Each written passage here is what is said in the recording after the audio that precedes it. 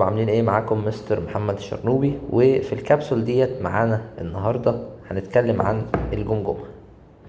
في الكبسول ديت عشان نبص على الجمجمه، تعال نبص الاول على الاستراكشر او التركيب بتاع الجمجمه.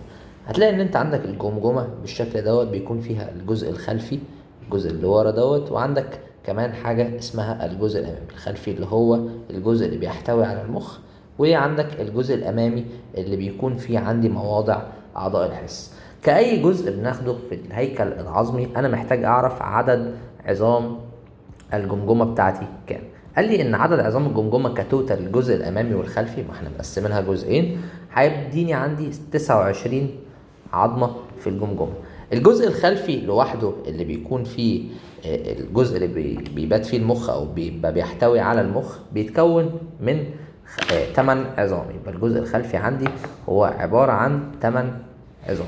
وقال لي ال8 عظام دول بتلاقيهم ملتحمين عند اطرافهم المسننه، يعني بتلاقي كل عظمه مثلا، يعني لو بصيت على نهايه العظمه الخضراء دي هتلاقي في بدايه العظمه اللي لونها بالبنفسجي او موف، بقى شوف اللون ايه، بتلاقي فيه زي تسننات كده، زي بروز طالع من هنا وبروز طالع من هنا، ومخلي العظام داخله في بعضها. وبيبان برضو في العظمه ديت في اللون الاخضر، وباين عندي برضو في اللون الازرق والاخضر دوت. فقال لي ان ال8 عظام دولت بيكونوا ملتحمين معا عند أطرافهم المسننة، يعني بيكون كل عظمة ليها تسننات كده. وطبعا كل ما عدد التسننات دي زاد، كل ما التماسك ما بين العظمتين بيكون أكبر.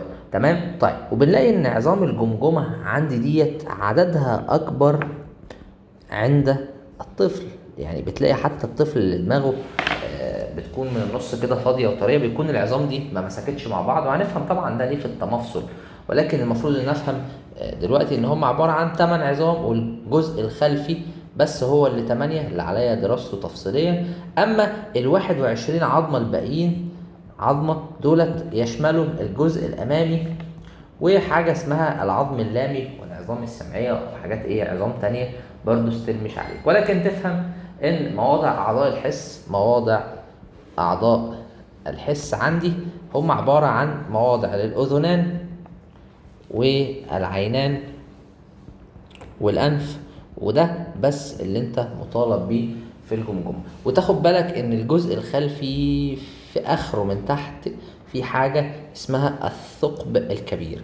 والثقب الكبير دوت اللي بيعمل على مرور الحبل الشوكي عندي من المنطقة دي كده عشان يخرج من المخ، ويبتدي ان هو ينزل عندي على العمود الفقري، بحيث ان هو يتفرع بالاعصاب عندي للجسم كله.